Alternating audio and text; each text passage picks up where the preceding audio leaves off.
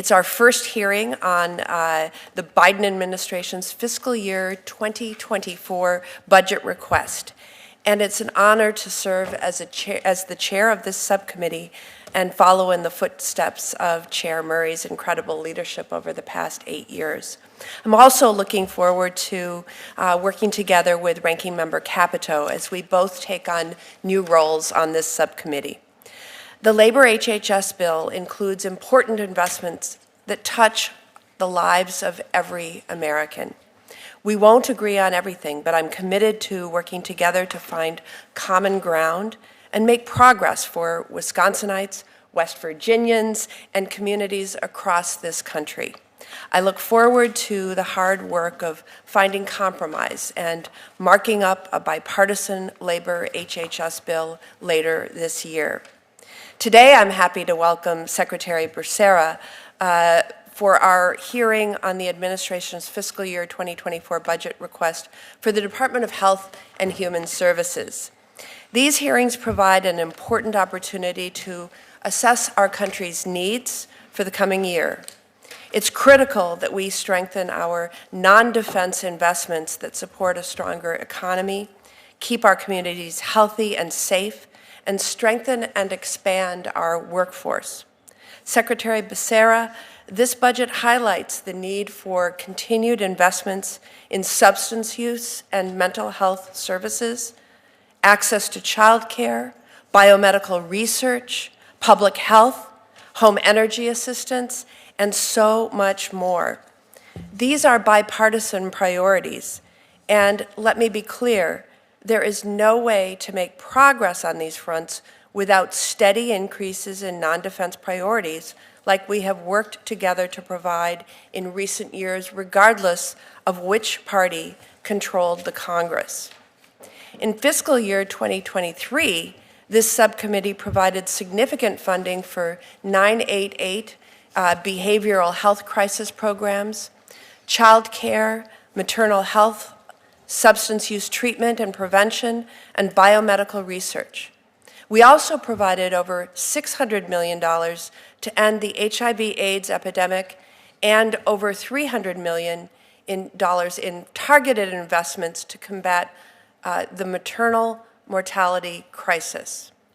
Secretary Becerra, I'm very pleased to see that this year's budget request calls for additional investments to improve access to and integrate mental and behavioral health care services, to bolster behavioral health care workforce development programs and mental health crisis services, to ensure that we are better prepared for and able to rapidly respond to emerging biological threats by investing in vaccine preparedness and medical countermeasures development and enhancing domestic and global disease surveillance. This budget prioritizes and puts additional investments in strengthening the core public health infrastructure and workforce nationwide to improve readiness for the next public health crisis. It supports biomedical research and innovation to better develop diagnostics, improve treatments, and precision care for patients.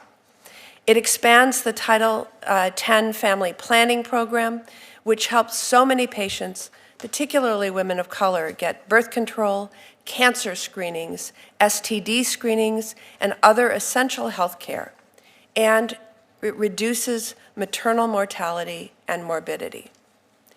Alarming new data from the National Center for Health Statistics last week revealed that our country's maternal mortality rate climbed dramatically during the pandemic. This marks the third year in a row that the rate of Americans dying of medical conditions caused by or aggravated by pregnancy has increased. The data show that 1,205 women died in 2021, up from 861 in the year 2020, an increase of 40%. This spike is significant for all racial and ethnic groups, but the trend in disparity continues. The mortality rate for Black women is roughly 2.6 times higher than the rate for white women. This increase in deaths is devastating and unacceptable and demonstrates how the department has chronically and acutely fallen short of its mission to the public. Secretary Becerra, HHS must do better, and I expect to hear from you about how this budget is going to help us accomplish that. I also want to learn about the proposed increases for advancing health equity and public health programs. As we face the aftermath of COVID and how it has exacerbated our nation's healthcare challenges, we can't lose sight of the lessons learned over the last 3 years. We must maintain the preparedness and biodefense capabilities that we built during the pandemic. We must strengthen our health workforce and public health system and invest in our domestic manufacturing and research capacity to be prepared when the next public health emergency strikes. I also want to hear about the administration, how you're working to address our nation's mental health and substance use disorder crises, which have gotten also so much worse during the pandemic. In my state of Wisconsin, there were over 1,427 opioid-related deaths in 2021, a 16% increase over 2020, and a 70% increase over the number of deaths in 2018. I know my colleagues are seeing similar grim statistics in their states. Of particular interest, I will want to know what the administration is doing to curb the tragic increase in overdoses and poisonings due to fentanyl. This drug is wreaking havoc across the country, and we must partner to take an all-of-government approach to prevent it from coming into our communities. We must reduce use and misuse and overturn the overdoses with drugs like naloxone. Finally, Mr. Secretary, the two of us have talked about what HHS is doing to ensure that migrant children entering the department's care receive the services they need and are placed in safe and appropriate homes and protected from exploitation. These kids are fleeing incredibly dangerous situations in their home countries, risking their lives because their situation is so dire, and seeking relief in the United States. Health and Human Services has a vital role to play to make sure these kids have the opportunity to learn and grow like all other children, and that the families who care for them have the support they need. We've seen record increases in the number of unaccompanied kids during each of the last 3 administrations. Making sure these kids are safe and cared for is not a partisan issue, and I look forward to more discussions about what this budget does to ensure that. I look forward to your testimony and appreciate your being here today. In a quick moment, I'll turn it over to Ranking Member Capito for her opening remarks. Following Senator Capito's opening statement, we will hear from you, Secretary Becerra, and after that, all senators will each have 5 minutes for their questionings. Senator Capito. Thank you, Chair Baldwin. It's great to have our first kickoff hearing. Appreciate your leadership. We've worked together in the past. There's no reason we can't do that here on the Labor HHS Subcommittee. And so we've both been on this subcommittee for several years, and I know we have a great vision.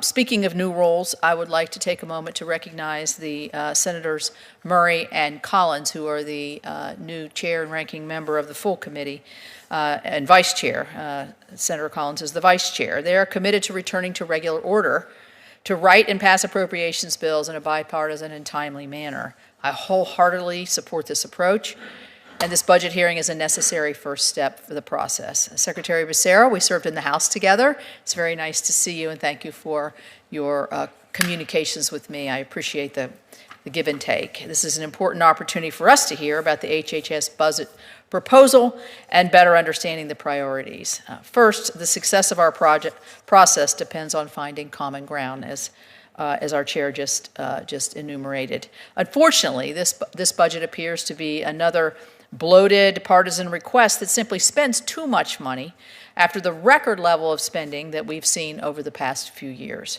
Simply put, the budget should not be enacted. I don't think it will be. We can't afford to ramp up base discretionary spending by a whopping 13%.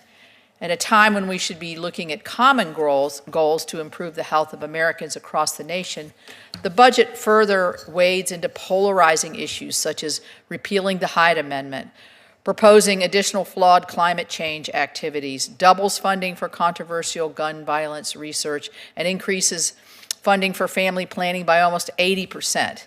But I'm really disappointed not about what was included, but what wasn't included. Programs and activity that typically enjoy bipartisan support receive little or no attention in this budget and are flat funded.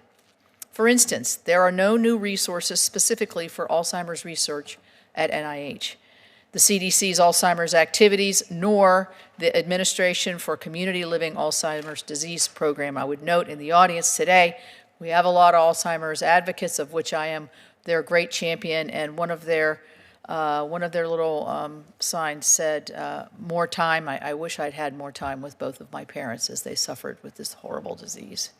Similarly, the budget stalls funding for the Children's Hospital's graduate medical education program and diabetes prevention. We have a huge problem with diabetes throughout the country, particularly in our state. And I was surprised to see that the budget yet again requests mandatory funding for pandemic preparedness and response. As our nation thankfully moves past the COVID-19 public health emergency, Congress will now need to better understand how HHS is ramping down programs that received emergency supplemental and mandatory resources to avoid funding cliffs in the future. Not only that, but the subcommittee also has a responsibility to provide oversight and ensure accountability of the federal dollars that have already been spent. A new mandatory program is basically a non-starter. That being said, there are a few notable areas of the budget that address important national priorities that will have to be explored in more detail. One of these is a focus on biomedical research, which the chairwoman talked about, that has long enjoyed bipartisan support. The budget devotes significant resources for the third year for the Advanced Research Projects Agency for Health, better known as ARPA-H. Additionally, the budget proposes additional resources for the Cancer Moonshot, a cross-cutting initiative that touches several HHS agencies, including CDC, CMS, and the National Cancer Institute at NIH. Far too many of us have been touched by cancer. West Virginia, my home state, is especially hard hit, ranking above the national average in both new cancer diagnoses and deaths. Substance abuse challenges continue to face the nation, and I don't think have received enough mention in this budget. While the budget repeats many of the unattainable funding levels for substance abuse programs from the previous 2023, the White House budget's overview rarely mentions fentanyl or opioids.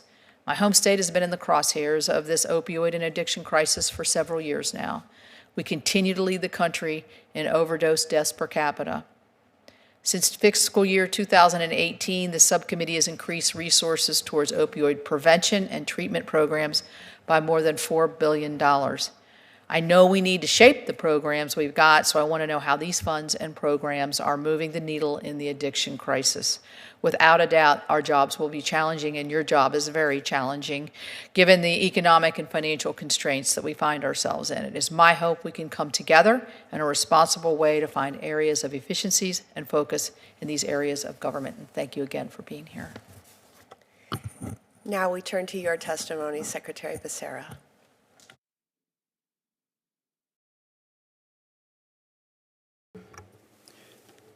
Chairwoman Baldwin and Ranking Member Capito, thank you for the invitation to chat with you about the budget. A lot has happened in the years since I last spoke before this committee about budgets. More than 16 million Americans have secured health insurance through the Affordable Care Act marketplaces. That's an all-time high. Altogether, more than 300 million Americans now carry insurance to cover their health care, another historic high. The president's new lower-cost prescription drug law has capped insulin at $35 per month and made preventative vaccines like the flu, COVID, and shingles vaccines available for free under Medicare. Moving forward, this new law gives us the right to finally negotiate lower prescription drug prices for Americans. And to cap it all off, the Biden-Harris administration has safely and effectively executed the largest adult vaccination program in U.S. history, achieving nearly 700 million shots in the arms of Americans during the COVID pandemic, all without charge. The FY2024 budget proposes $144 billion in discretionary funding and $1.7 trillion in mandatory funding for HHS. It positions us to tackle the urgent challenges we face, including a growing behavioral health crisis and future public health threats. It also funds operations and mission-critical infrastructure needed to build a healthier America, moving the nation from an illness care system to a wellness care system. An illness care system leaves our most vulnerable families behind. A wellness care system invests in providing the full spectrum of healthcare to all Americans.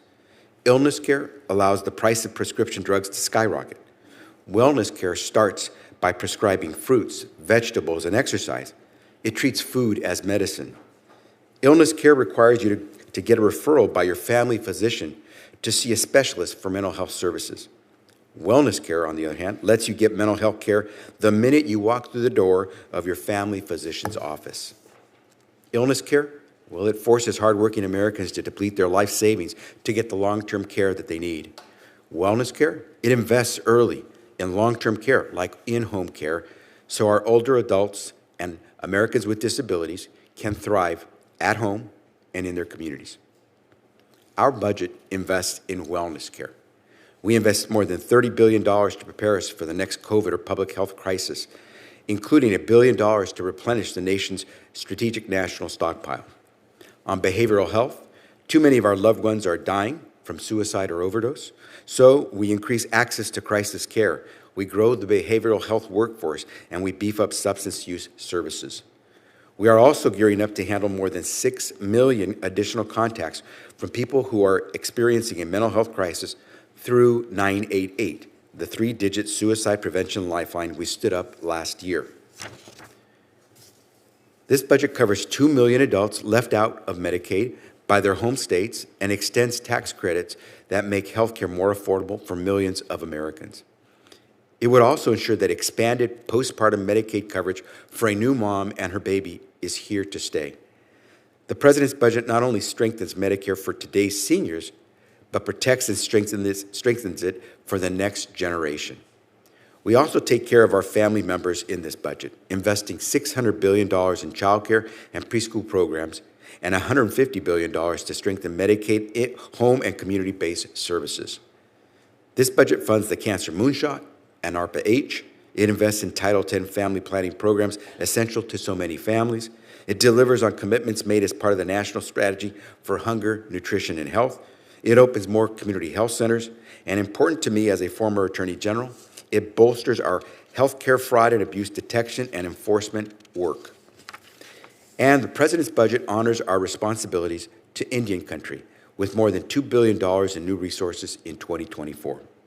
Last year, for the first time, you gave the Indian Health Service advanced appropriations, providing the same protection against budget uncertainty that other health services receive.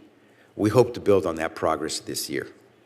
This budget reflects the President's and our values and commitments. It helps begin the move from a nation focused on illness care to one about wellness care. And most importantly, it ensures health and wellness are within reach for all Americans. On behalf of the women and men of HHS, we look forward to working with you, and I thank you for letting me come before you today. Thank you, Secretary Becerra.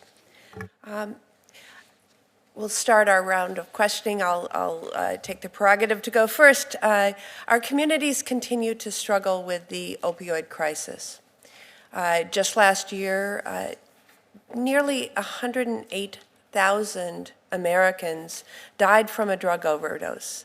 That's a record high.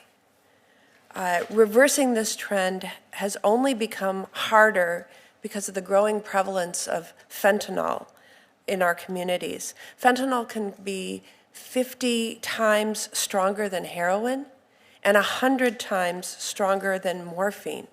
And it is increasingly involved in the vast majority of accidental fatal overdoses. So how are HHS programs adapting to the new challenges of substance use and abuse that we're seeing? Madam Chair, this budget, as you will take a look, invests some $11 billion, including some $10 billion in discretionary funding for programs that try to target opioids and overdose-related activities. It is a significant increase over previous years, and it complements the work that we've done to establish a new strategy when it comes to drug overdose and treatment, where we don't only try to prevent people from taking up a drug, but also beyond the treatment, we worry about harm reduction to make sure that we're preventing people from harming themselves before they finally can get the treatment they need. And then finally, we are trying to focus a great deal more of our time and resources to ensure that there is post-treatment services available in the community. So once you finish the treatment, you don't fall off the wagon, and we keep you as a productive member of society. Drilling down a little bit more deeply, and I just want to reflect that just in the time that I've been in the United States Senate, I feel like I've seen the opioid epidemic, the substance use disorder crisis really change fundamentally, and especially, obviously, I just referenced fentanyl, but I'm also particularly concerned about the increase in overdose deaths among really young adults. Throughout the country, the average age of opioid overdose victims has been dropping, spurred by the abundance of fentanyl, and again, what I referred to as accidental fatal overdoses. So what is HHS doing specifically focused on our children and young adults to prevent young people from seeking out illicit or fake pills and make life-saving, what are you doing to make life-saving overdose reversal drugs available to under-resourced communities? Madam Chair, we are doing the best we can right now to reach out with our states as partners to try to get to where kids are. The 988 program is a perfect example of how we're trying to reach children, young people today in ways that we hadn't before. And so it shouldn't surprise anyone that the most effective tool today to reach a young person who's experiencing a mental health crisis is not to give them a phone so they can call 988. It's to let them text or chat to us, because that's what we've seen a dramatic increase in, is the texts and chats that we're getting principally from young people. Then, of course, what we want to do is, to the degree possible, offer them peer support. We know that sometimes it's tough for young folks to talk to adults. We know that sometimes they're afraid to talk to adults, but to their peers, they seem to open up a great deal more. So whether it is providing the resources to actually know how to reach them, and then provide them with the most friendly way to discuss their concerns, we're going to do all we can to try to get to our young Americans. Thank you. It was brilliance for the Federal Communications Commission to figure out that we needed to be able to text 988, not just call 988. And I was so pleased to learn they were doing that. I want to stick with 988 for a moment. Recent data from the CDC shows that teens who identify as lesbian, gay, bisexual, transgender, or questioning are experiencing high levels of mental health distress. In 2021, almost half of LGBTQ students reported seriously considering suicide, including more than half of transgender or non-binary youth. Nearly 1 in 4 LGBTQ youth attempted suicide, and nearly 3 in 4 reported persistent feelings of sadness or hopelessness. These are startling numbers, and we must redouble our efforts to support these children and young adults. I've been glad to work with you and the department in creating a pilot within the Suicide Prevention Lifeline, which is now 988, to provide particular services to LGBTQ youth. And so I'm asking, what kind of need are you seeing for crisis service among LGBTQ youth, and how has the specialized service pilot helped support this population? Madam Chair, our budget actually calls for support, funding support for specialized services for LGBTQI plus communities. And so we are already working on that. We know that in many respects, the population within that community is far greater that is at risk of suicide. And so we are already targeting there, and we look forward to working with you to try to expand that scope. Thank you. Senator Capito. Thank you. Secretary Becerra, I am very interested in the substance use prevention and prevention aspect of this. I know the DEA has a initiative going called One Pill Can Kill. What kind of things are you doing, and how does this budget reflect a larger impact on the prevention side of this enormous issue? Yeah, and Senator Capito, thank you for your dedication to this particular issue as well. We are doing things that have been proven effective, where evidence shows us that they help save lives. So, for example, until a year and a half ago, we would not support a program if it was providing fentanyl strips to drug users, because many thought that that was a way of increasing drug use. It's our way of trying to prevent someone from using a drug that they're not aware is laced with fentanyl. And so we're going to try to do the things that have proven themselves by the evidence to be effective, so we can provide, during that scope of prevention, treatment, harm reduction, and post-treatment services, a continuity of the services that they need so they can get off of drugs and get back to their life. Yeah, I think some of the harm reduction, at least in my state, has been subject to some controversy if they're not well managed. So you have to be very, very careful with those programs. Let me talk about the unaccompanied children that the UACs that HHS is in charge of. I was really stunned, and maybe you were too, to read the article by the New York Times that talked about the youth and number of unaccompanied children who were placed by HHS with sponsors, who were supposed to be vetted, who are then found packing cereal boxes and roofing and other kinds, slaughterhouses. I was surprised to read that they go to school in some cases and then work all night. I mean, very barbaric kinds of situation that were reflected in this article. What is your vetting process? Are you trying to fast track it too fast? Why has this, are the sponsors, I noted in here, one of them was the relative that the person was supposed to be that the child was supposed to come and live with. What are you doing to ensure that you're placing every child in an appropriate placement?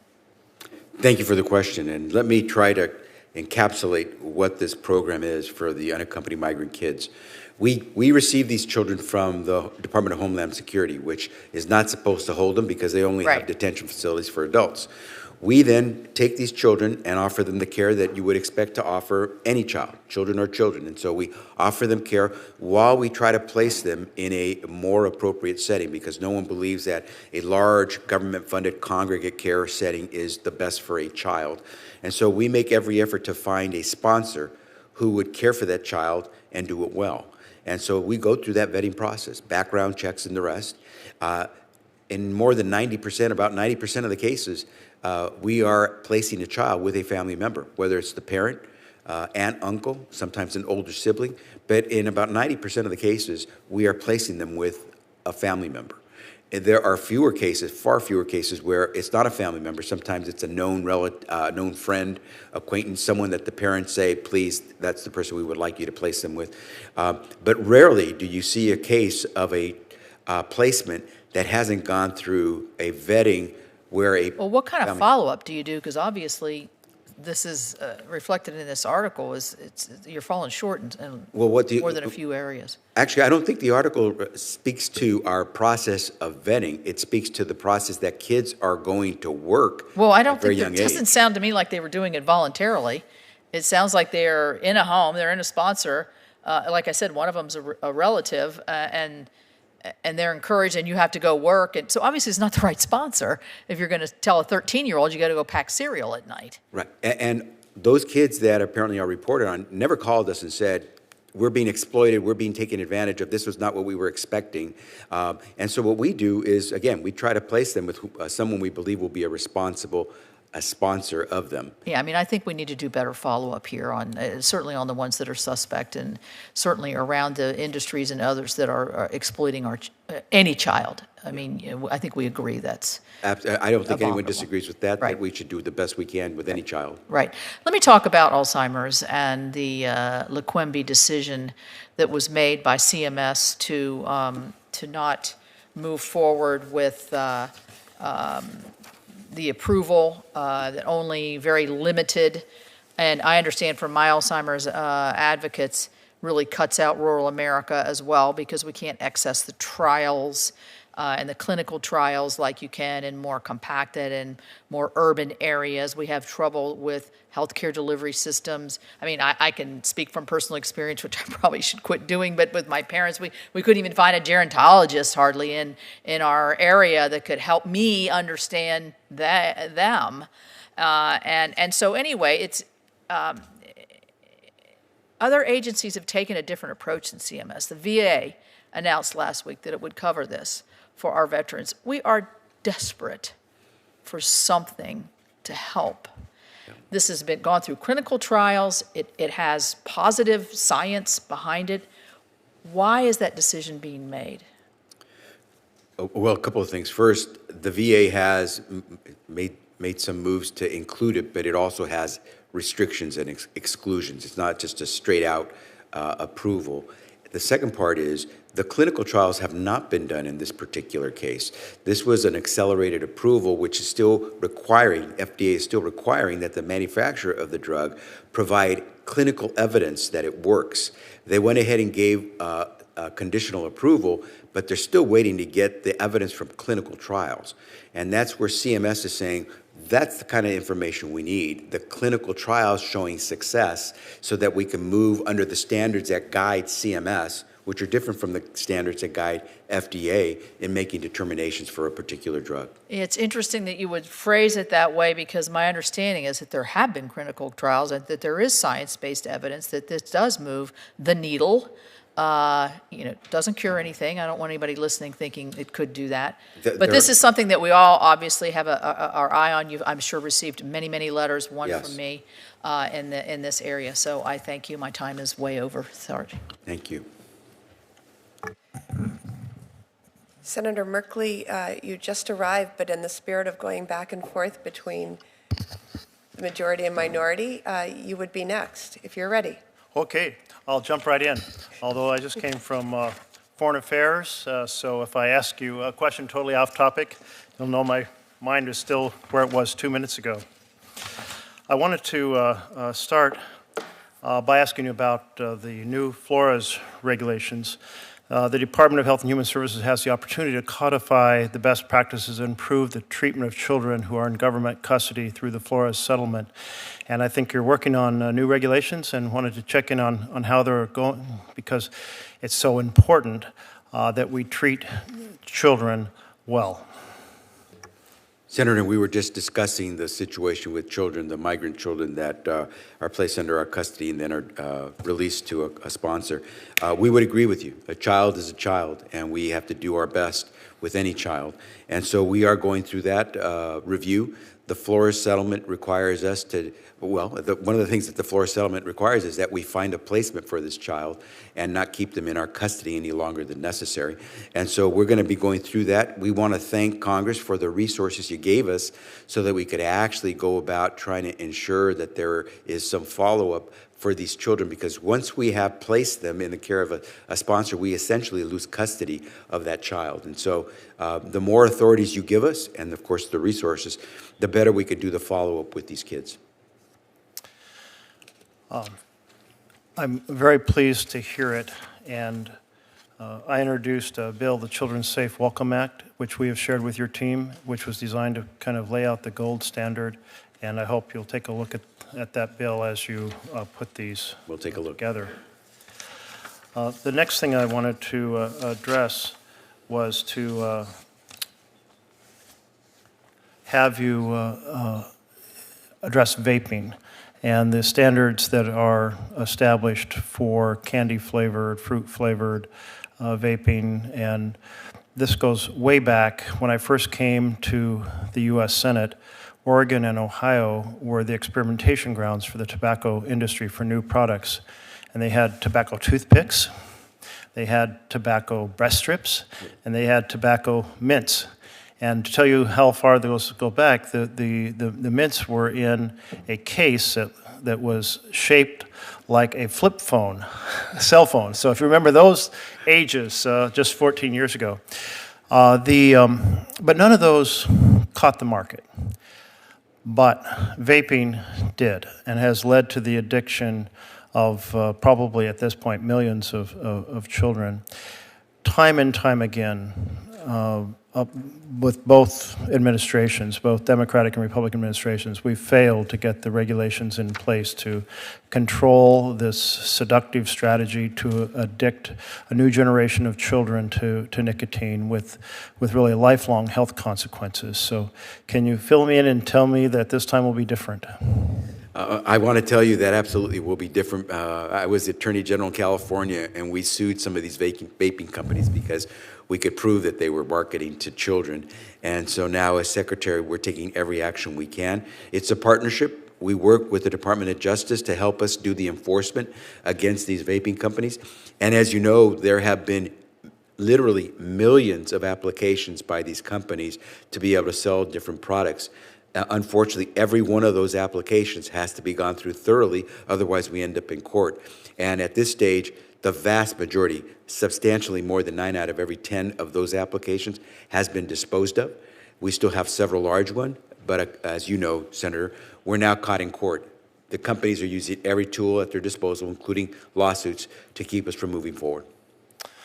Okay, well, I encourage you to persist aggressively given the consequences of failure, and we certainly have a deeply entrenched company or companies determined to keep addicting children. I heard a knock. Am I out of time? No. You have a full... I have a full minute. 50 seconds left. Mr. Secretary, can you clarify whether or not Title V, the Maternal and Child Health Block grants funds, can be used for stillbirth prevention activities? Senator, I'll confirm that, but I see no reason why it could not, but let me confirm that to you. Okay, I'm going to keep working to pass the Maternal and Child Health Stillbirth Prevention Act to clarify in statute, but I think you already do have the power, and I think it's a very important area to be pursued around the country. Thank you so much. Thank you very much. I yield back 17 seconds. Thank you. Next, we have Senator Hyde-Smith. Thank you, Chair Baldwin and Ranking Member Capito, and thank you, Mr. Secretary, for being here today. The concerns in Mississippi are very similar to many other states. Many hospitals are experiencing unbelievable financial and workforce restraints, and many are forced to cease services in order to keep their doors open. There's a hospital in the Mississippi Delta that has had to stop any OB, intensive care units. All of that has to come to a close for them just to offer, primary care. But it's very vital because the closest OB is like 45 minutes to an hour away. So, but as they lose the ability to care for the more complex patients in their communities, the hospitals often have to transfer these patients hours away. And upon discharge, many of these patients require, of course, post-acute care, and long-term acute care hospitals and rehabilitation hospitals, they've become less willing to accept these patients without the backup of their local hospitals. So I'm sure you hear this all the time. But then the staffing challenges have significantly affected the ability for these facilities to continue on. And we're seeing longer stays in these other hospitals because the locals cannot back them up. But hospitals get paid on a diagnosis-related group payment, as you're well aware of, DRG, which typically covers a normal stay with that reflects the diagnosis. So patients are staying longer, and they're exceeding those DRG payments, and hospitals are losing money hand over fist. But more patients are boarded, so to speak, in the ER waiting rooms on emergency room beds, and they're just walking out of the ERs because without being seen, but they're held longer in their smaller hospitals while waiting for bed placements in a larger hospital. We have all these issues that I'm sure you've heard from many others. But how do we overcome a financial challenge that was made worse by COVID and inflation? Inflation that we are seeing not only in Mississippi, but all across the nation. And have you or the agency considered establishing a temporary per diem payment targeted to hospitals to help address this? Senator, everything you've said, I have heard, not just in states like yours, but when I was further up north in some of the northwestern states, they have large spans where there are very few physicians and healthcare providers. It's the same everywhere. Distance has caused a real issue. Telehealth was a saving grace during COVID, but that doesn't resolve it all. My wife, who's an OB/GYN, tells me about how in Sacramento, California, she will see patients who are coming from the very northern reaches of our state because the facilities there are not equipped to handle the needs of an OB patient. And so what you're speaking to is something that everyone is trying to figure out. How do we get resources and commitments into these communities? One of the things we're trying, and we look forward to working with you on this if you're interested, is we're trying to make sure that graduate medical education slots, the slots where you send a resident to practice, that maybe we can try to get some of these into communities that haven't always had these teaching slots available. Because the evidence shows that if you locate a student who's in the residency program, by the time they finish that residency program in that community, they often stay there and develop their practice there. And so we'd like to see, for example, if we can encourage people to locate in communities because that's where they're getting their resident training and have them stay there as a result. Other thing we're doing, again, small, but still can be helpful, our Public Health Service Corps. There are programs that we have that have loan forgiveness or complete deferral, where if you commit to 5 years of service in a underserved area, as you just described, we will pay for your 4 years of medical school education. And we're trying to do what we can to direct some folks into some of these communities. On top of that, of course, you see some of the money that's devoted specifically for rural healthcare providers. Still small potatoes overall, but it's an effort to try to keep those facilities alive. So are you saying the temporary per diem is not being considered? I'd have to get back to you. I'm not sure if that is one of the considerations. I would suspect that one of those issues with a temporary per diem would be the cost. Where would the money come from to do that? But you would let us know if Absolutely. that's in the plans or if that's even something that anybody's working on. We'll follow right up now, with your 'cause staff. We hear from the hospitals and they're thinking that may be a solution, and they ask me, and I said, well, I'll have the opportunity to ask him, so I would appreciate it if you would We'll get follow up. back. And my time is out. Senator Manchin. Thank you, Senator, and thank you, Madam Chairman. Appreciate the consideration. And Secretary, thank you for being here. Appreciate it very much. Domestic manufacturing, I think you and I have talked about this before, need to supply our supply chains are not caught off guard again, especially for life-saving essential medication. I was pleased to see your department establish offices under the Assistant Secretary of Preparedness to better help build out the United States manufacturing industrial base and invest in long-term capabilities to better respond to emerging biological threats. Your budget request is $400 million, I think, to bolster the medical supply chain. But there's been about $10 billion that was approved for that before. Can you tell me if there's any money left from that we could apply to this, or how the $400 million will be spent? Yeah. Senator, we've had discussions of this before. Most of that money was either went out the door or is on the verge of being obligated for services that are still related to COVID.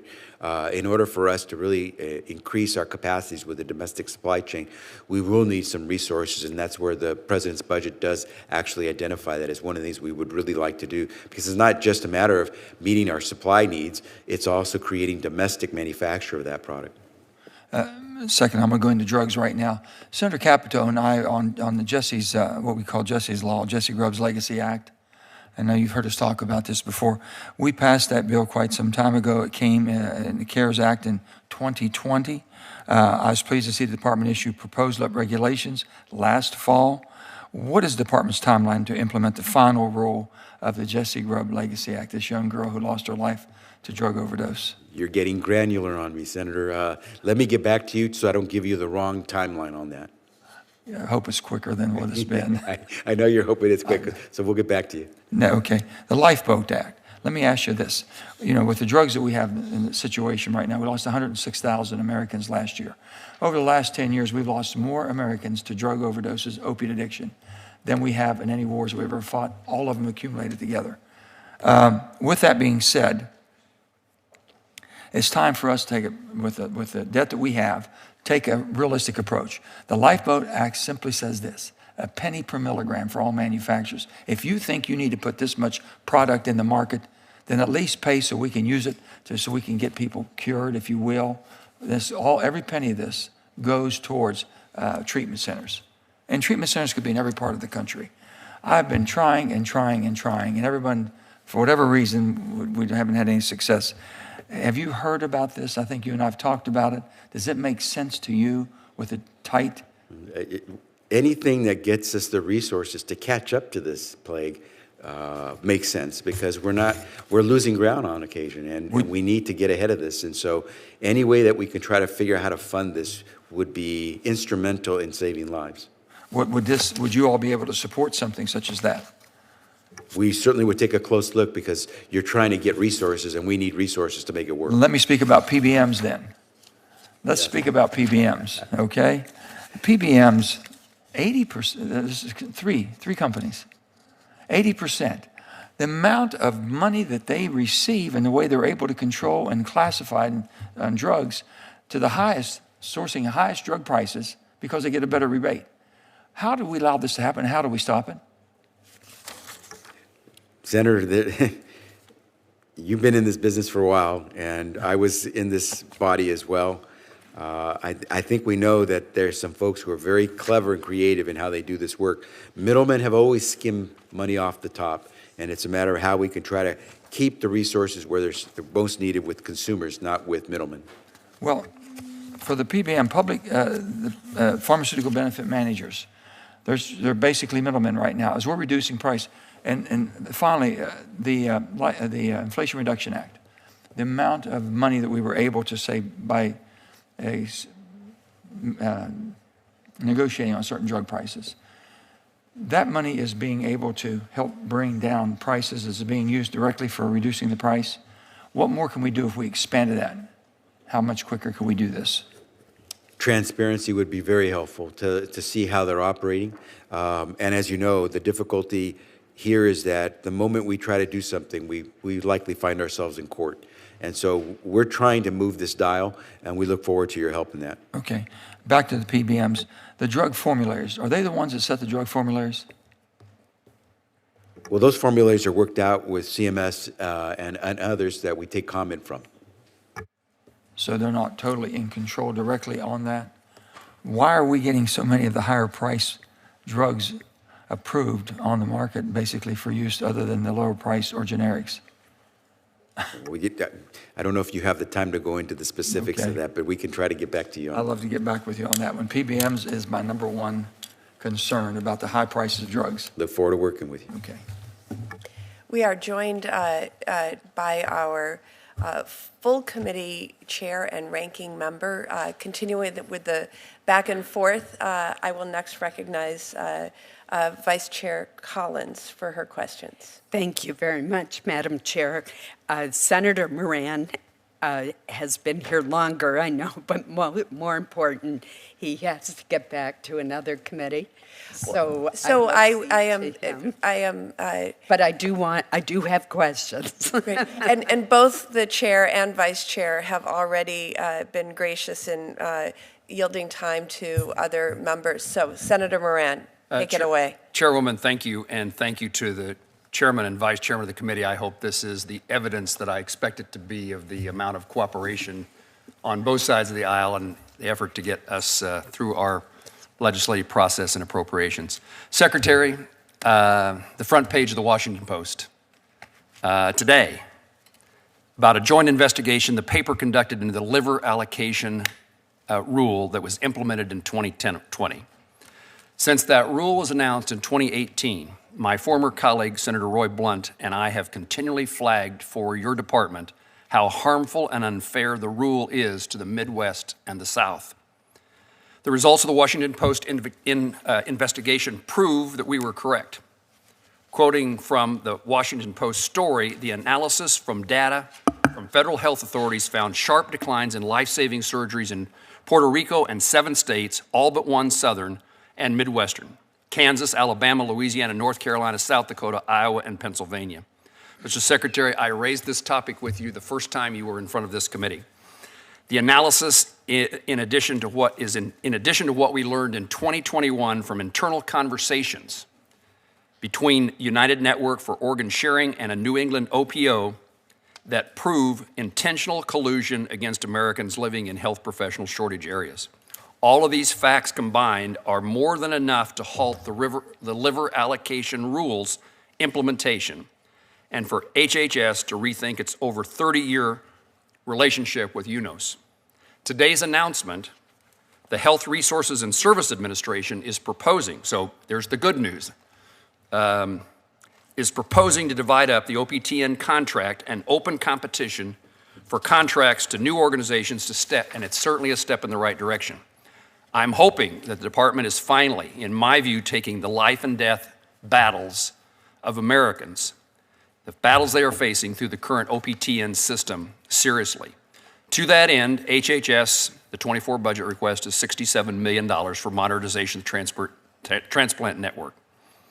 Could you please confirm your department's commitment to working with my office, with Congress, to improve the OPTN system for all Americans and fill the details in on the $67 million modernization request? And are you able to commit to this subcommittee that in addition to the important announcement from HRSA today about rebuilding our nation's transplant infrastructure, organ allocation formulas will be on the table for a complete overhaul, resulting in a more equitable formula? Senator Howard, probably the best way to put it is you had me at hello on that one, simply because you have been ringing this bell for quite some time. We took a little time, but we wanted to make sure we could do it right. And so I'm glad you heard about our announcement. We are going to open up the process so that this one contractor doesn't believe that it owns this shop. And we're hoping that through competition, we're going to really be able to open this up in a way that lets the best of those who can offer the service take over the contract. Secondly, we're going to do everything we can to add transparency into the way this works, because as you just pointed out, you had to go dig for this information to find out that there may have been fraud and abuse. We're going to try to move towards much more transparency, especially with the data that they're collecting, because we don't have full sight of where they're sending organs, how they're doing it. And the more we have the data, the more we can show whether they're doing it the right way or not. And so open up the process to the best bidder, make sure we have transparency, and then you mentioned the president is calling for $67 million, so we can do principally one thing: catch up with the times, because the technology that's being used is too outdated. When we can transmit and communicate with folks around the world instantaneously, there's no reason why organ transplantation information cannot be made available quickly as well, because these organs have a certain shelf life. And so we're going to try to do what we can to make sure that no organ goes to waste, and we have to make sure that we bring in an infrastructure that can accommodate that. Mr. Secretary, you know as a member of Congress that you get people who bring you problems, and you do things like we call casework, and this started out a bit like that, but it became evident, and I'm glad the department now is apparently seeing this. This is really about life and death, and those analysis, the analysis that we've seen, indicate there are people who have died in those states because of the allocation process that was put in place by a process that was far from even satisfactory. So I thank you. Is there anything that you're not doing that I should insist you do? Please bird dog this. It is not easy. We're trying to, it's not easy to make the boat, the big ship switch direction. And there will obviously be those who lobby to keep the status quo. And so please persist.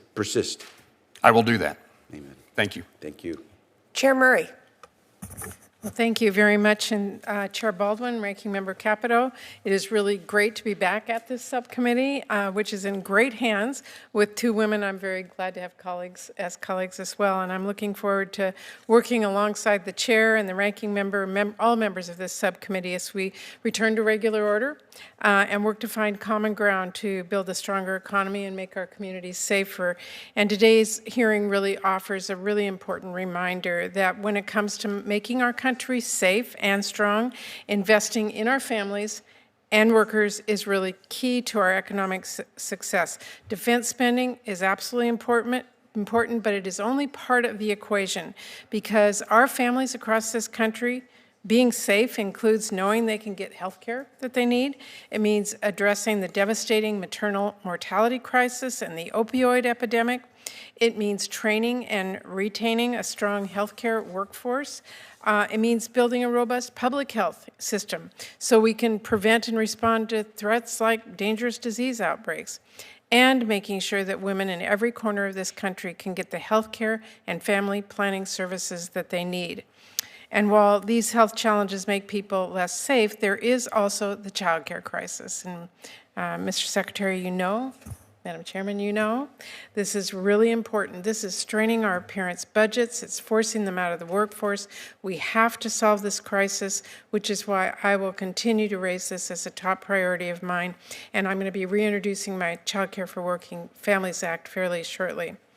I also want to note, Secretary Becerra, we need to live up to our obligation to care for the migrant children in our nation's custody. I'm going to be working hard with all of my colleagues to make sure we draft a funding bill that provides the investments that keep our families safe and healthy and our economy strong. So welcome to this committee. I do have some questions. The Child Care Stabilization Program was created by Democrats in the American Rescue Plan. It has been an incredibly successful program. In my state, over 6,800 providers received funding, and that has helped us with over 184,000 children in my state alone. And stabilization funds kept those providers' doors open. They supported wages and benefits for workers and critical operational costs. But as we know, this funding is set to end, and the child care crisis is still with us. Secretary Becerra, the President has proposed a significant investment in both mandatory and discretionary funding for child care. Can you tell us about the current state of the child care sector and why this significant investment is needed? I have to begin, Senator, by first saying thank you for helping us ensure that we could come to you with a decent budget. And so thank you for the work that you've done over the years on this subject. Second thing I'll say is this probably explains it all when it comes to childcare. You can still make more money flipping burgers than you can caring for our next generation of leaders. I just don't understand it, how it is that we expect someone who is taking care of the people we love most, our children, less than we pay someone to go to McDonald's and flip burgers. That essentially points out why childcare is in such a difficult state. We don't pay enough, yet it's still too expensive for most families to afford it. Only 1 in 7 families is able to send a child to child care. And so you can understand why the President is committed to this.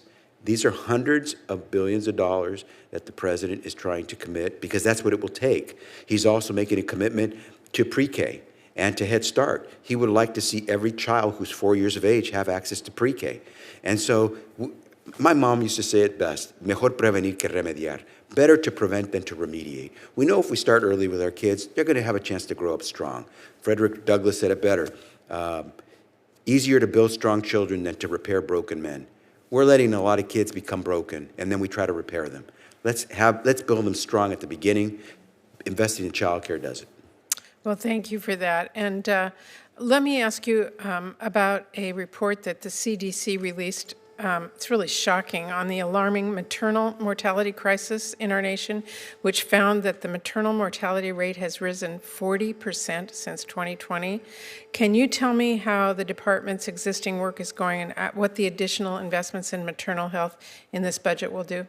We've really zeroed in here. You're aware that today we have challenged every state to offer to a woman and her new baby postpartum care, not just for 60 days under Medicaid, but for 365 days. So we just got the 30th state, Oklahoma, just came on board, but that means there's still 20 states in America that are not offering this care. That's hundreds of thousands of women who are about to deliver who will only have postpartum care for 60 days. And we know that in many cases, the woman, the mother, or the baby will have an outcome, including death, that will leave America hurting. And so we believe expanding access to Medicaid, we are concentrating monies directly on maternal health care. We know the crisis is biggest in the African and indigenous communities of our country, and so we're going directly where we know these women are. Thank you. Thank you very much. Thank you, Madam Chair. Vice Chair Collins. Thank you so much, Madam Chair. Secretary Becerra, welcome. You may have noticed this week that there is a sea of purple in Washington, D.C., and that purple is worn by advocates for those who are suffering from Alzheimer's disease, are afflicted with it themselves, or are caring for someone, or who have lost someone to this devastating disease. I know that's true of both your family and my family as well. So it is with great disappointment that the CMS is blocking and acting as a roadblock for patient access to drugs that could be very helpful to these patients, particularly in the early stages of this devastating disease.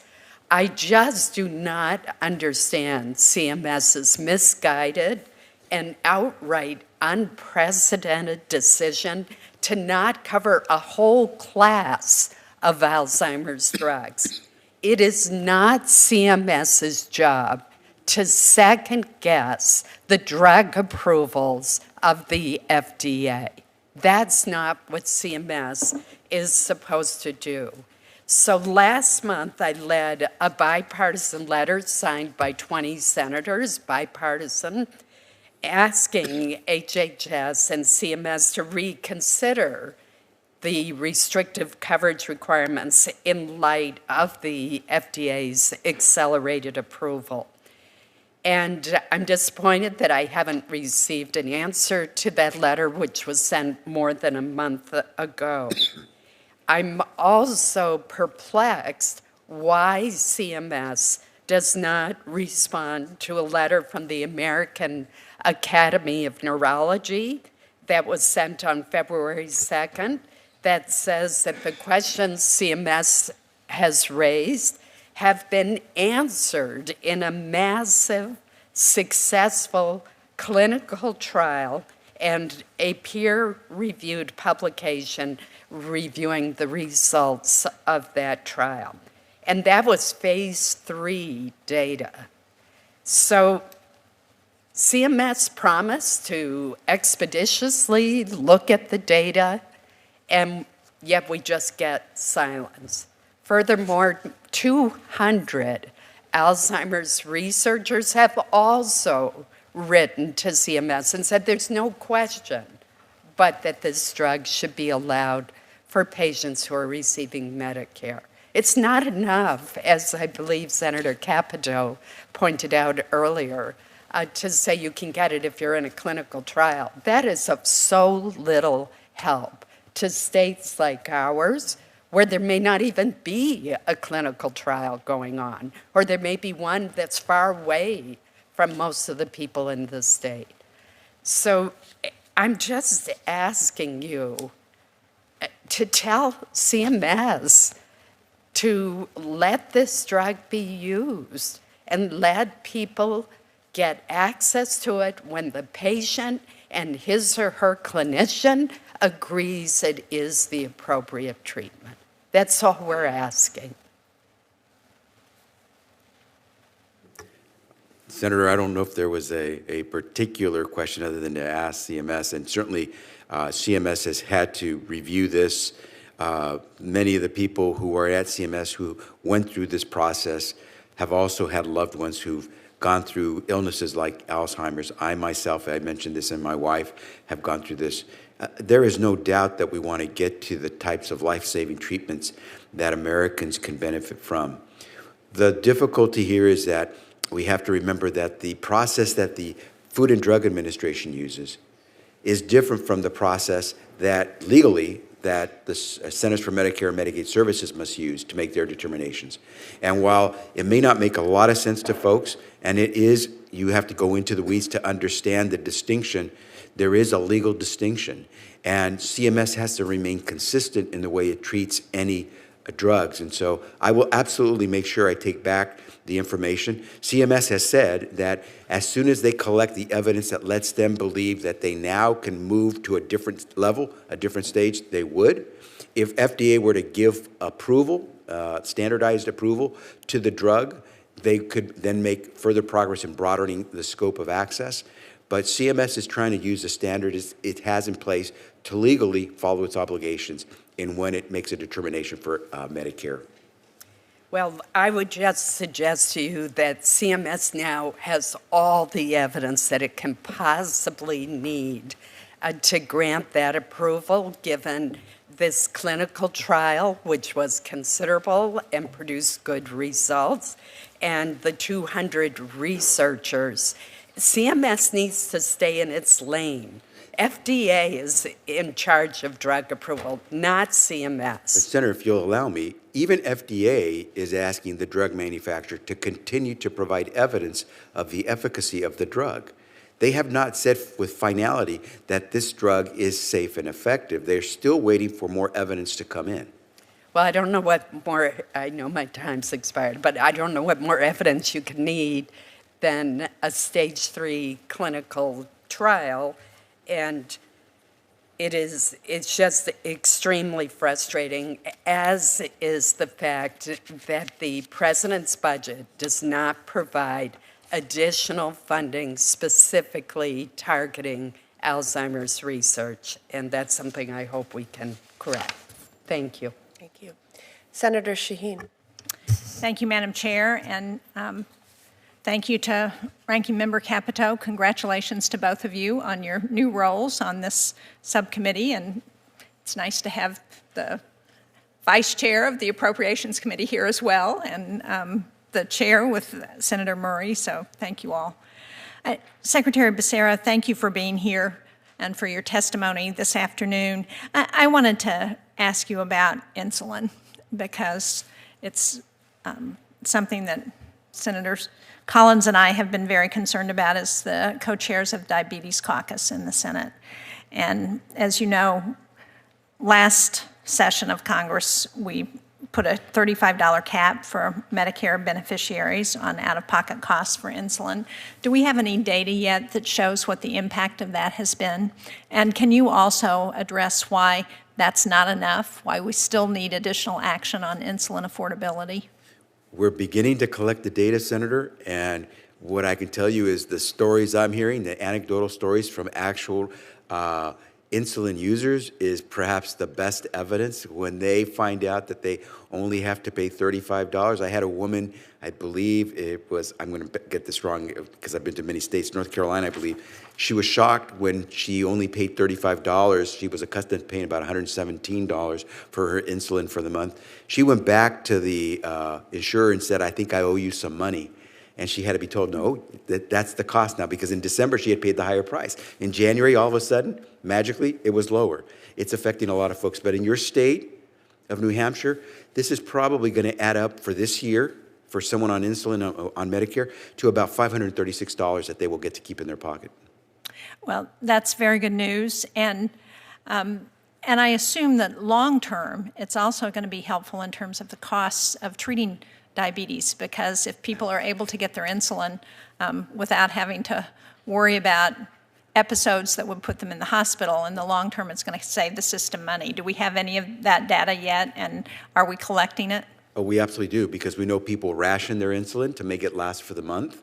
We know that people will skip their insulin shots because they don't have enough to last them for the month. That changes now, because now it's only $35 for the full month.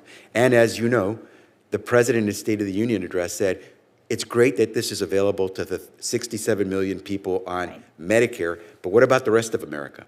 And today, the 3 largest manufacturers of insulin have agreed that they will drop their prices of insulin, and this is a result of the Inflation Reduction Act that you all passed and the limits you put on insulin. And I think that's very good news. I am not confident, however, that that's going to address the problem that everybody's facing, so I think we still need further government action on that to make sure that everybody has those out-of-pocket expenses capped in a way that ensures they can get access to insulin. One of the other issues that we're very concerned about in New Hampshire is the opioid epidemic, which because of fentanyl has gotten exponentially worse. And as you know, the state opioid response grants are particularly important to states across this country. As you and SAMHSA continue your work on the SOR allocation formulas, can you commit to working with my office, with Chair Baldwin, who I know is concerned about this because she and I worked on ensuring that SAMHSA is looking at the cliff that states might be facing if those opioid response grants got reduced dramatically. Senator, the President, in his budget, calls for $2 billion to go to SOR grants because they've been effective, and we don't want to find that a center can provide services for 5 months out of the year but has to close down after May, or that they can't reopen during the hours of the day when people come most. And so what we're finding is that we have to work hard to make sure that states can keep people coming believing that this is going to be a continuation of service, so they will take advantage of it. And so we look forward to working with you and your colleagues to make sure that we make this work right and that no state finds that it's running out of money at the wrong time and faces a cliff of funding when they need it most. And Senator Capito and I worked on legislation to try and encourage providers to prescribe non-opioid pain.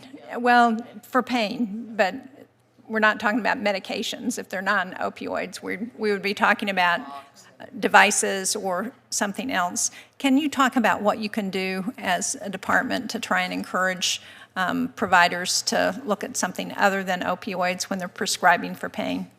Yeah, and that's where we would turn to the best practices, where the evidence shows that they're effective. The FDA would be the agency that would make sure that a particular device or medication would be safe and effective for use.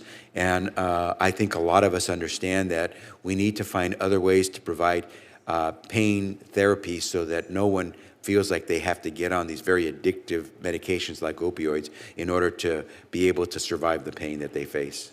Well, thank you. Thank you, Madam Chair, and I would encourage the department to think about ways in which they can make sure that providers understand that there are other alternatives other than opioids. Yes. And next, I recognize a new member of the Appropriations Committee, Senator Britt. Welcome. Thank you so much, Madam Chairman, Ranking Member. Congratulations to both of you. It is an honor to serve on your committee. Mr. Secretary, thank you for your time and being here.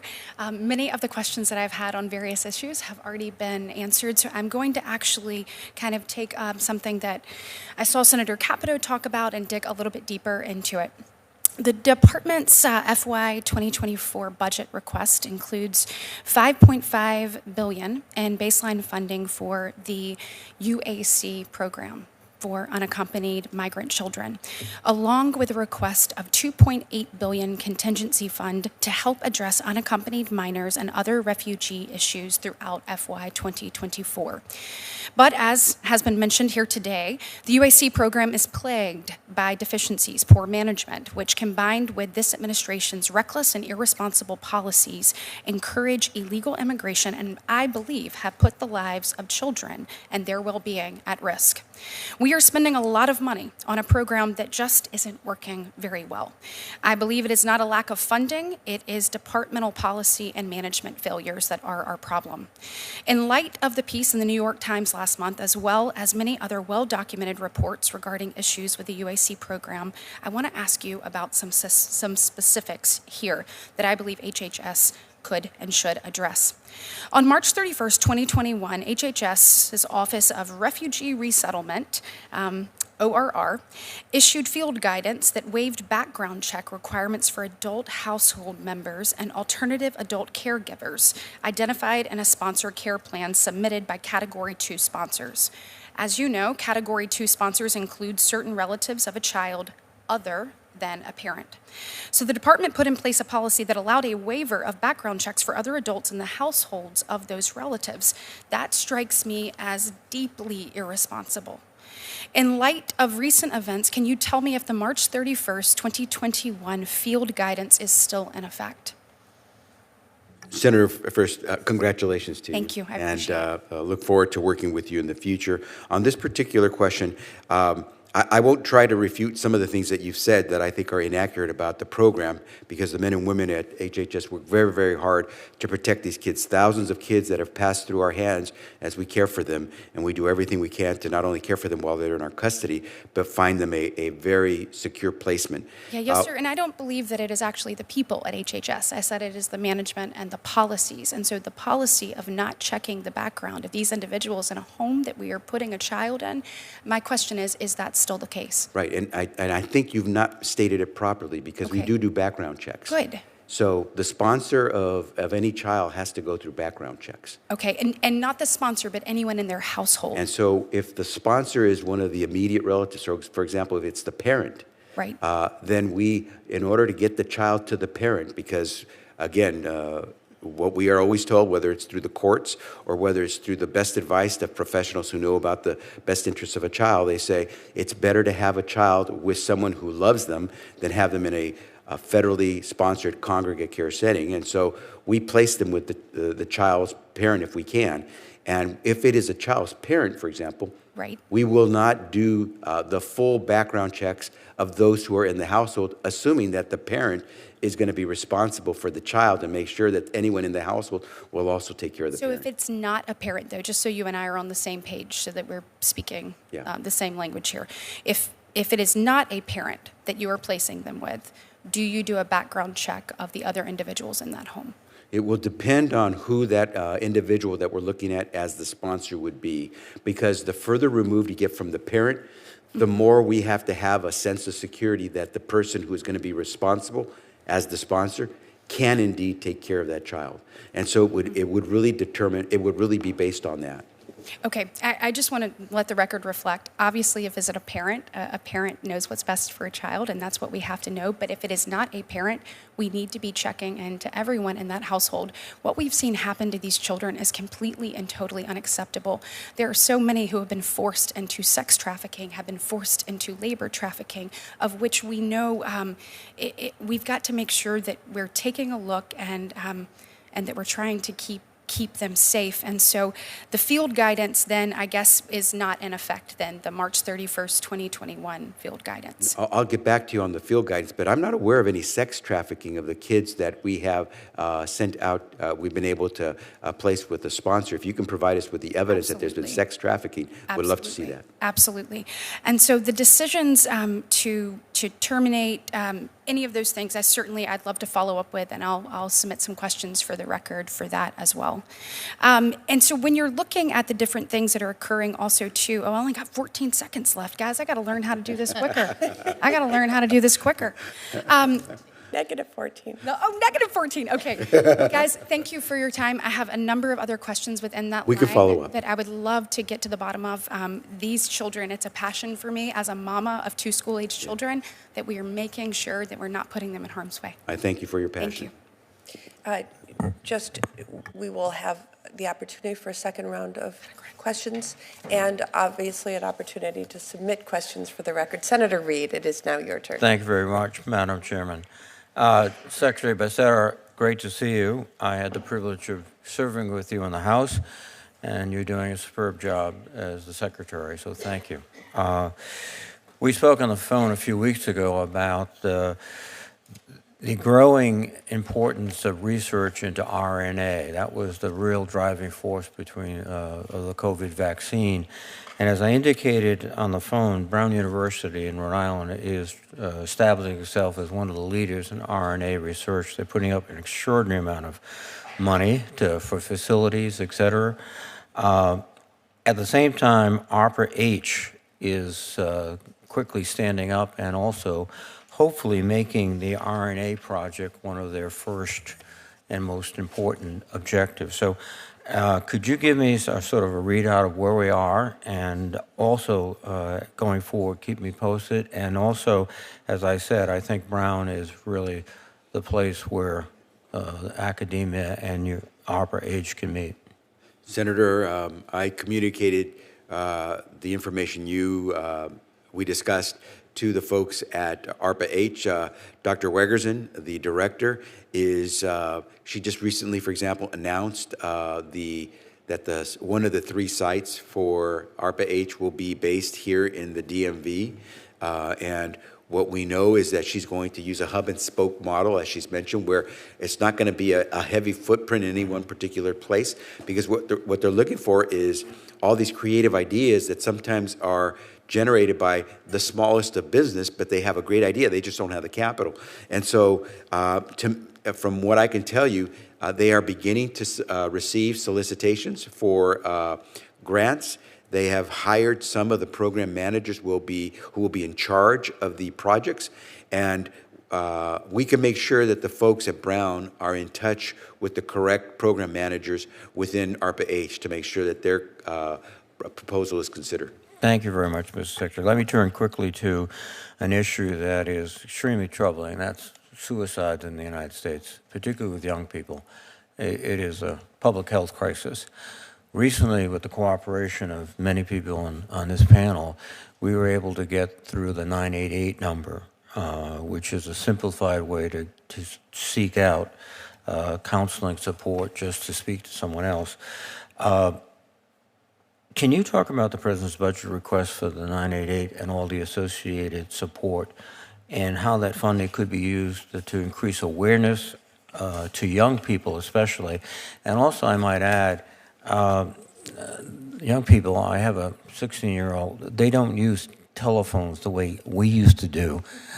They don't dial. Yes. I don't know what they do, but text is the thing. So are we going to get into the text world too? Yes.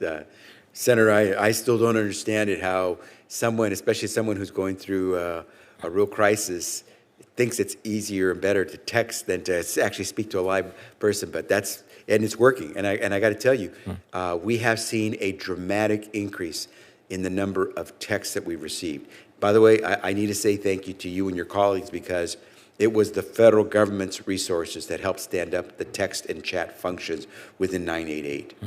The states, and we keep asking the states to come forward, because there are some states that have actually created a permanent stream of funding for their 988 operations. Remember, 988 is not a national suicide prevention lifeline. It is a nationwide system that brings together the states. And we, because of the resources you gave us, were able to glue it together. But it still requires resources. And we are doing the text and chat function. We help stand up and expand a Spanish language function, so those who are limited in English can communicate as well. We're doing something that's specialized for LGBTQI+ communities as well.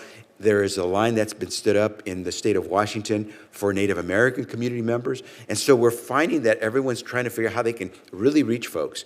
And the president's budget continues his dramatic commitment to 988 by putting in several $100 million to make it work, because people are calling. And it's kind of sad that people are calling, because that means people are hurting, but at least they're calling. Thank you very much. Just a final point. I think you also reached out to the veterans community. Yes, we did. With specialized lines. So I commend you on your implementation. Many times we do things and they don't really get implemented. You've done a superb job. Thank you. Thank you, Mr. Secretary. Thank you, Madam Chair. Thank you. We are now going to start a second round of questions. There may just be a handful of us coming around for a second round, but I will begin, and I'm going to begin on a theme you're just talking about and that I ended on, which is this continued focus on the 988 telephone number. Since it was launched last summer, there's really been a dramatic increase in folks who reached out to it. I know when former Senator Gardner and I introduced the legislation, we were like, who memorizes a 10-digit phone number and has it like available handy when they're in crisis? So, but the budget that you're here discussing does request another significant increase in funding to be able to respond to an estimated 9 million contacts that will occur in fiscal year 2024. Some of the people who called need referrals in their own communities across the nation for additional crisis intervention services after the initial phone call or text chat. How does this budget not just bolster the local crisis centers, but also help the nation's crisis system so that people who need follow-up can receive that care in their own communities? Great question, Senator, because that's the next big hurdle, is making sure people are receiving the post-contact services and sufficient services. And so the great thing about 988 is it lets us bring that person in, start to find out what they need, and then direct them to the services that will help. Before then, it was usually the emergency room that would take a lot of these individuals. And so we're able to better make sure that we're sending them to the right place. The other thing that we're finding, and I don't think anyone really thought of this, I don't know if you did when you all were thinking about this, the great thing about 988, we're getting people who were afraid to call 911 because they thought that law enforcement would come and respond, and that's the last thing they wanted. And so we're getting more and more people who are actually communicating. And so the beauty of it is that people have responded. They've taken up 988. Now we got to make sure we follow through. We did a very good job of making sure if you called, you wouldn't get a busy signal or be put on hold. But now we have to make sure that once you do talk to that professional, we guide you to the next professional, maybe in person, but somehow we do the follow-up care. Next, I want to return to another topic that's been addressed, and that is the follow-up for unaccompanied children. And just very specifically, because you've gotten so many questions about this, can you walk through the steps that HHS has taken to ensure that kids are placed, first of all, with appropriate family members or sponsors and the challenges associated with that, but then moving forward, what are you doing and what are you asking to be enabled to do through this budget to expand services for children after they've been released from the DHHS part of their care? And what can we do in fiscal year 2024 to support that greater follow-up? I'm glad we're doing follow-up questions because that gives you this opportunity to ask that question. People, I think, misunderstand the role of HHS and our jurisdiction. We receive these kids because the Department of Homeland Security cannot keep them. They are immigrant individuals that would typically be held by DHS, Department of Homeland Security, except for the fact that they are children and they're not with an adult. So since they're detached from adult, they need to have someone who can take care of them, provide them custody. And that's where they come to our care because we're the agency that deals with health care and kids. We then have jurisdiction with the statutes, the laws that you've passed, to actually care for these children. We care for the children, but because of the laws and court rulings, we are obligated to find them a better place to stay instead of in a large congregate setting. We do that by trying to vet a sponsor. Oftentimes, it is the parent himself or herself. Oftentimes, it's an immediate family member, aunt, uncle, older sibling. We do everything we can to get them as close to an immediate family member as possible. Rarely do we assign a child to someone who is not known to the child. There has to be a compelling reason to do that. Our background checks also get more intense the less it is a parent who would get that child. But the moment we find that suitable sponsor that has gone through the background checks and we place that child, our jurisdiction is actually ended. The jurisdiction we have is to try to do, and this is what we started doing ourselves, and now you've provided us with some money, is to do a post-release check to find out how they're doing.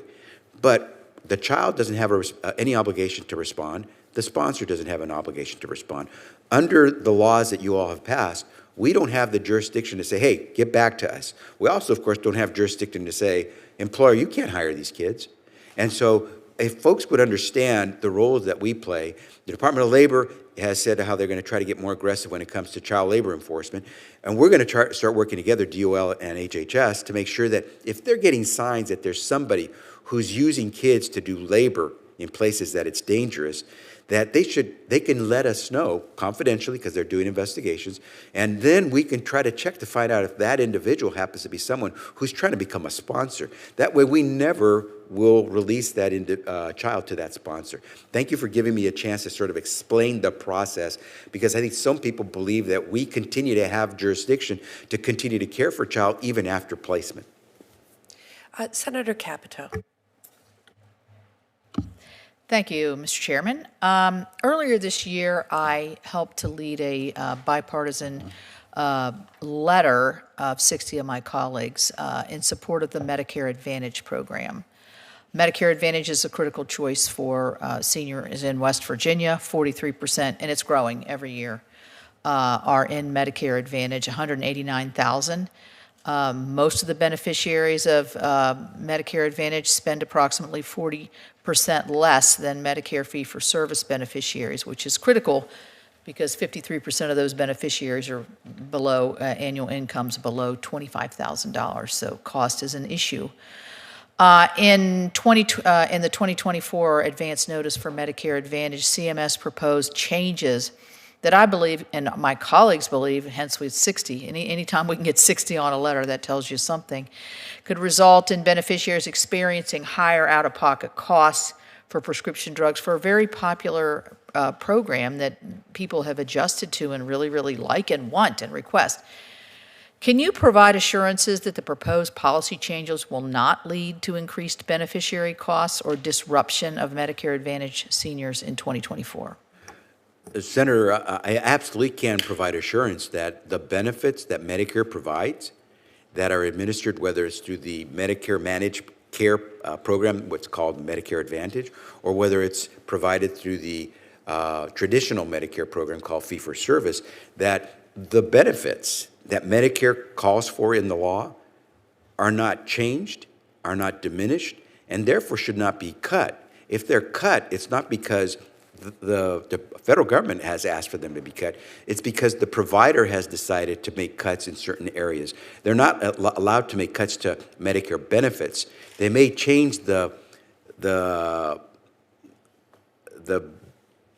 package of benefits that they provide within a particular plan and may change out certain benefits, but they are not allowed under law to cut Medicare benefits from any beneficiary. And if they tell you they are going to have to, then I say to you right out front, that's an unequivocal untruth. Well, I'm asking you the cost issue, though. Will the changes that you make or that you want to make in the Medicare Advantage program result in higher costs to the Medicare Advantage recipient and the person who's chosen those programs? Absolutely not. We are actually providing more money this year for the Medicare Advantage plans than we did last year. So what's causing the stir then? Well, they don't like that they're not getting as much money as they're accustomed to getting. And well, how could they not be getting as much if you're getting more? Well, they've been getting very large increases year over year, and that's because they oftentimes, as you perhaps heard, they overcode. They list someone as being more ill, more sick than they are, and as a result of the higher coding, they can bill a higher rate. They don't like that we're going in and saying, no, we want to make sure it's an appropriate coding. So if someone has diabetes, okay, we'll reimburse you for the diabetes care, but you got to show us that you're giving diabetes care. Not just say it, then not provide the care and still bill Medicare. Well, I just think the satisfaction numbers alone of Medicare Advantage are big. And again, personal experience with this, with both my parents being on Medicare Advantage plan, easy to do, easy to understand, and out-of-pocket costs very, very low. So we've got our eye on that one. And a quick question I have on. And Senator, if I just Yes, may? you can. Yeah. There are absolutely plans that are doing well, doing the right thing, and doing well by their patients. Absolutely. Oh, thank you. The last question I have is, the budget includes a proposal for $20 billion in new mandatory funding for pandemic preparedness and response. So I want to be clear here. I am supportive of efforts to bolster our nation's pandemic preparedness and response. But I am concerned that this is sending mixed messages, because HHS came to us last year for $82 billion. So now it's down to $20 billion.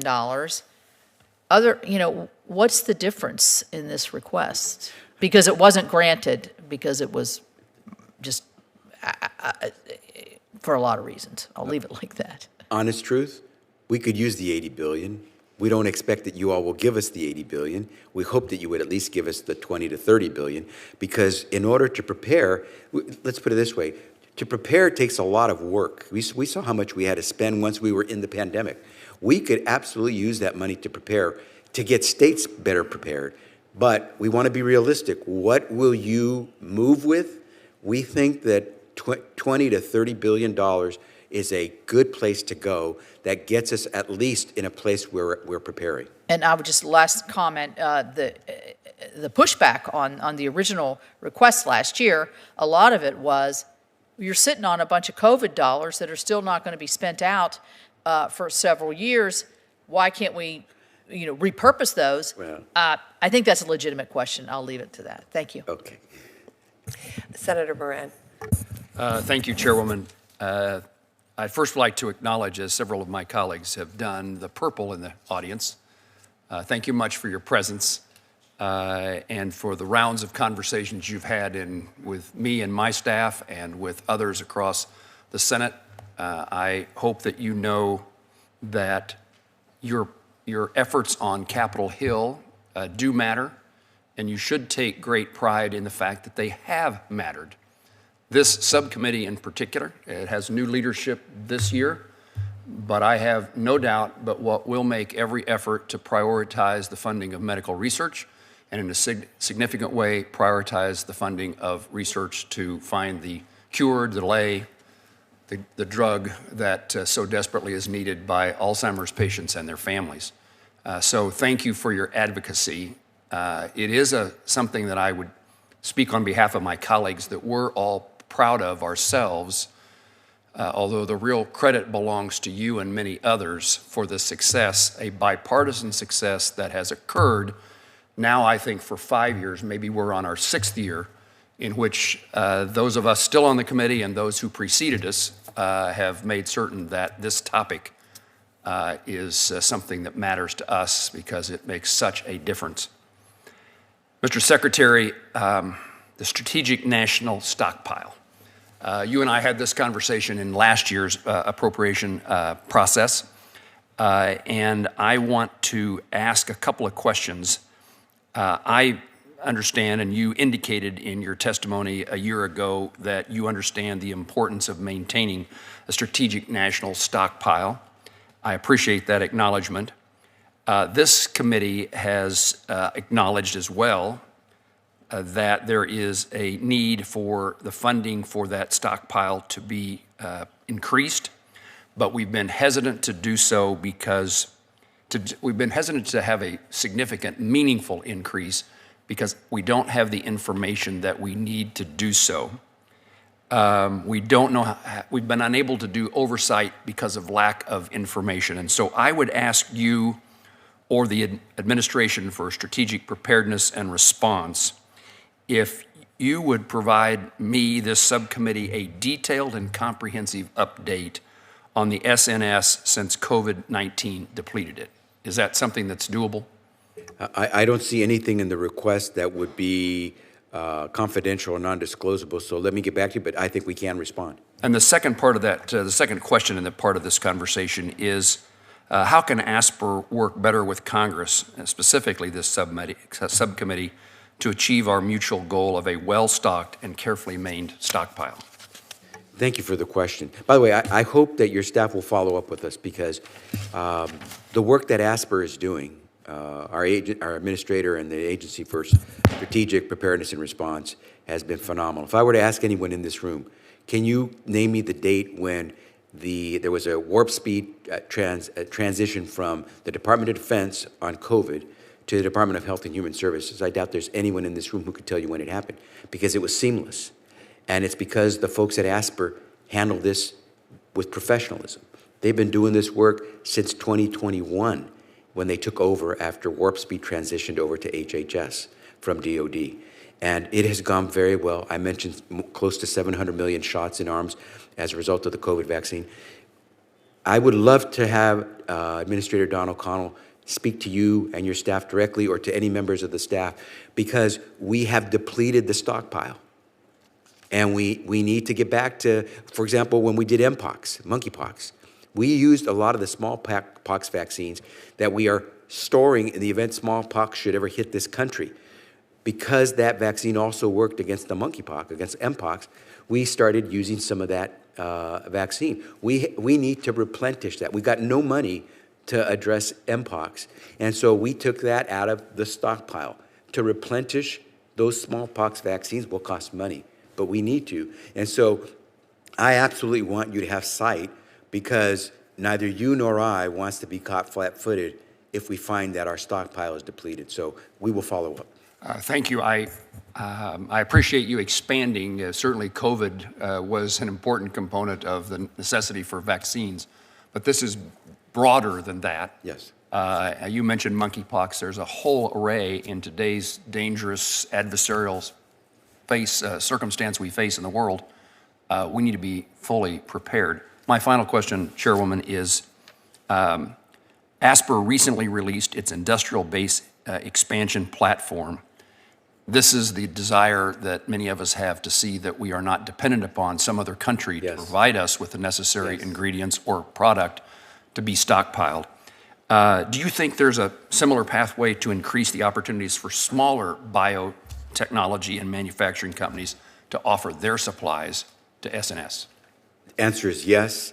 And by the way, Senator, great question, because it points out why it is so essential that we receive money, the $20 to $30 billion that we're asking for with regard to COVID, because that will help us replenish some of the accounts that were depleted as a result of COVID, including, of course, the stockpile. Remember that the stockpile maintains supplies of product and material that expire. And if we don't keep those supplies replenished, we may have something in our storage units, but it really won't serve the true purpose. And so there's so much that goes on that goes well beyond COVID, as you said. And absolutely, one of the things we love to do, as we were trying to get the dollars, the $80 billion request for COVID to replenish funds, would have given us a chance to actually start working on domestic production, because ASPR could have focused some resources on actually trying to stand up that domestic production. But we're so caught right now in trying to just backfill our reserves that it makes it tough to even consider trying to help domestic production really launch in this country. I hope my conversation indicates to those who are listening to you and I have this conversation that there is there's an interest in finding ways to be helpful. 150%. Thank you. Well, thank you to my colleagues. Thank you, Secretary Becerra, for being here today. I think we had a good discussion, and I'm looking forward to working with the department and members of the subcommittee as we start this 2024 appropriations process. Questions for the record are due by next Wednesday, March 29th, and I would certainly appreciate and expect DHHS's response within 30 days of that. And with that, this hearing is adjourned.